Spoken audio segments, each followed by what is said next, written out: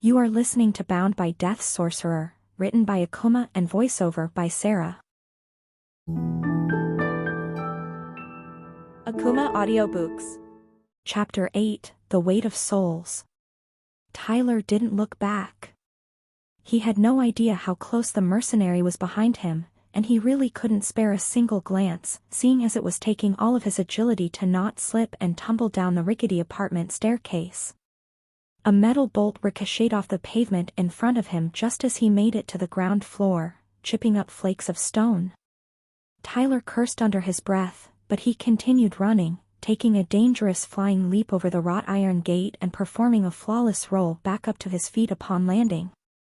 If it weren't for the massive spike of nervous energy coursing through his body and the immediate threat to his life, he would have been thoroughly amazed by pulling off such a feat of unexpected athleticism. As it was, he made straight for the nearest alleyway. Heart-pounding, Tyler's mind raced as he tried to figure out the best route to lose his assailant, and that's when he realized that the alleyway he had chosen was one with a dead end. Fudge! Tyler glanced back. There was no sign of the black-armored woman, but he didn't doubt for a moment that she hadn't seen which alleyway he had chosen. Looking around frantically, almost on the verge of panic, Tyler spotted a rusty trash bin next to a slightly recessed doorway. The first thing he tried upon reaching the door was to open it, but it was locked, just as he expected. With no other option, Tyler flattened himself against it, inching over to the side of the alcove nearer to the end of the alleyway where he entered. Just a couple seconds later, he heard the pounding of boots approaching. Holding his breath, Tyler flattened himself even tighter against the cool steel, and then, just as his pursuer was about to rush past, he kicked the rusty old bin straight into her path. Tripping over the unexpected obstacle, the woman tumbled to the ground with an undignified yelp. Unlike Tyler, she didn't quite manage to pull off a forward roll, instead crumpling gracelessly into a tangled-up heap. Tyler made no attempt to take the momentary advantage to fight back. Even with his opponent face down on the ground, he did not want to get into unarmed combat against someone who was taller, heavier, healthier, and undoubtedly better trained than him, not to mention the fact that she was most definitely the opposite of unarmed. Instead, he ran as fast as he could back down the alleyway, but not before kicking her crossbolt aside. A heavy sheet of rain came crashing down all at once just as he rounded the corner back out to the main street. Ordinarily, Tyler would curse being so instantly and thoroughly soaked, but at the moment, he could only be thankful for the potential cover that the darkness and rain might provide him. As he rounded the block, Tyler couldn't resist sparing a glance back. The armored woman had just made it out of the alleyway herself, and it seemed she had left her crossbolt behind. She also appeared to be in the process of fumbling about with a small watertight leather bag, attempting to stuff the tome inside. She's trying to keep it dry.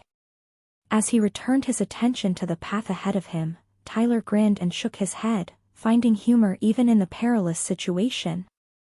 Why was she worried about the book getting wet? It was a receptor. They were indestructible. Unless she wasn't aware of the book's nature.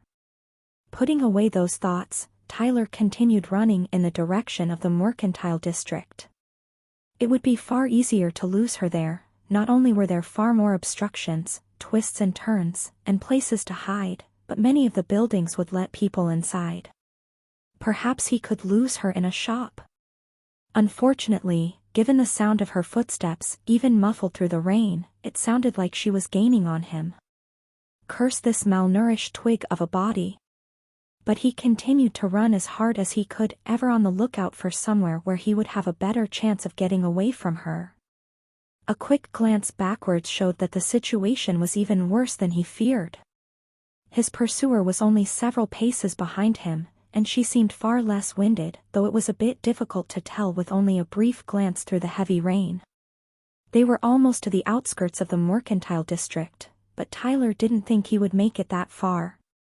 And even then, there was no guarantee that just getting there would do anything to help him get away from her. It would be mere seconds before she was close enough to grab him. With no other options and nothing to lose, Tyler decided he needed to do something bold.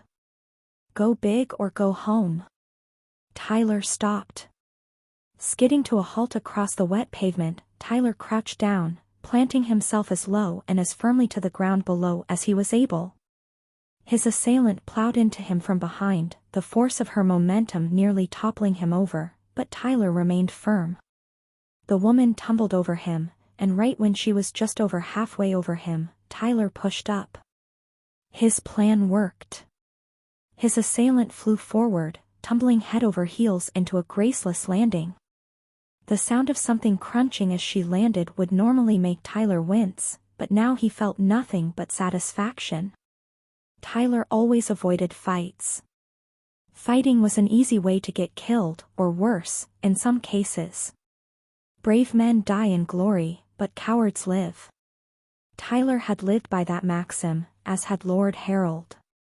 But Lord Harold was now dead. For all his cleverness, his subtlety, even his delicately wielded power, Lord Harold had fallen victim to the whims of violence all the same.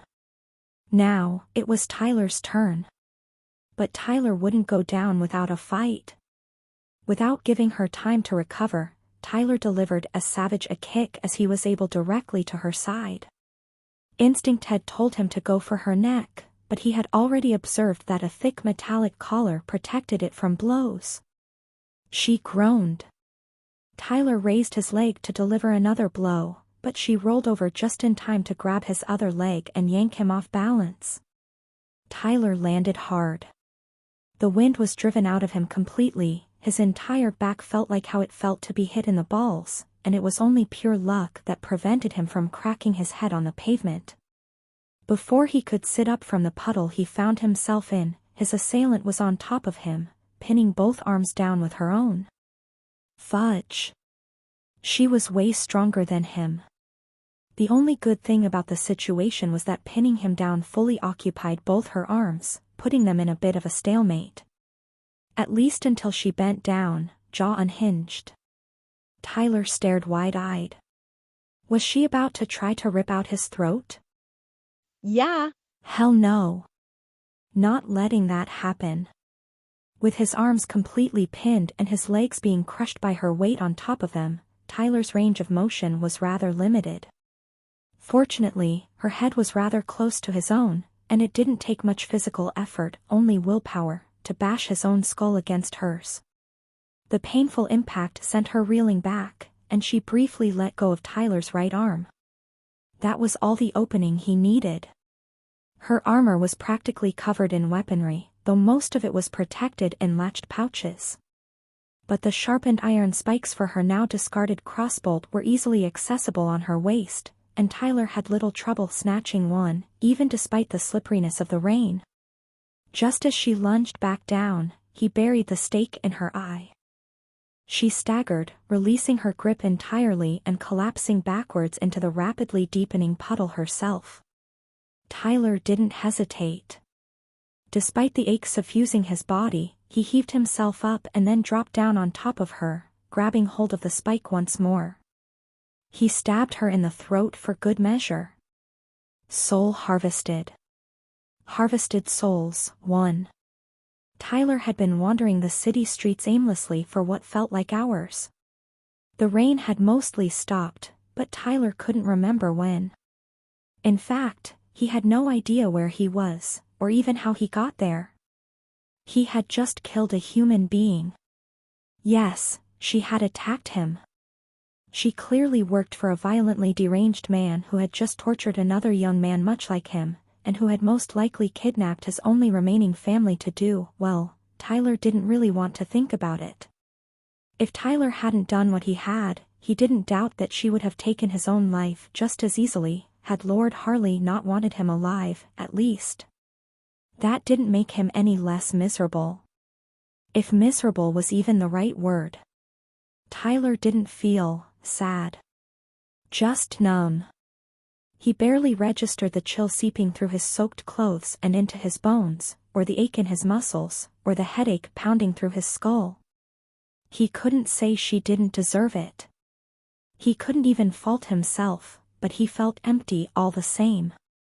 As Tyler gradually began to pay a bit more attention to his surroundings, he realized he had just passed by a familiar dumpster. Frowning, he stopped and turned around. He knew where he was now. He had only been here once, but he learned his way around new territory quickly, and it had only been about 24 hours ago, even if it felt longer. Staring down at the water pooling away from his feet and into the drainage system of the dungeon, Tyler considered his options. He couldn't just wander aimlessly forever. If Lord Harley's agents didn't get him, the elements would. He couldn't avoid making a decision, because even walking away from everything and letting death take him was still a choice. Shifting his gaze from the ground up to the sky above, Tyler came to a decision. He would turn himself in. He didn't like the idea. Loathed it, in fact. But what better option did he have for saving the remainder of his family? The idea of taking on Lord Harley and whoever else was involved was, frankly, absurd. The scale of the power contained within just the artifacts they kept down in the vault was ridiculous. And what if he went to the city guard? Yes, that would certainly go over well. His word, that of a no-name, thieving orphan, versus that of one of the wealthiest, most powerful, and influential men in the city. It's not like he had any actual evidence anyway. Of course, he didn't expect that turning himself in would be enough to free Emily, or James, or Rocky, or even little Eliza. Lord Harley had shown himself to be cruel indeed. But perhaps, with enough cooperation, there would be a chance. I thought I told you to never come back here again. Whirling around, Tyler stared down the empty alleyway, before finally flicking his gaze upward. A pair of emerald green eyes appraised him from over the rim of the dumpster. Flicking back her ruby red hair, Deva climbed up and dropped down to the ground, creating a splash with her waterproof boots as she did so. So what the fudge are you doing here? Tyler half-heartedly wanted to come up with a witty reply, but he simply lacked the energy. I'm not sure. I just sort of ended up here. She frowned and crossed her arms. You're not thinking of doing anything stupid, are you? I'm going to turn myself in to Lord Harley. Striding forward, Deva stopped uncomfortably close to Tyler's face. And then she slapped him. Hard. No, the fudge you're not. Akumah Audiobooks.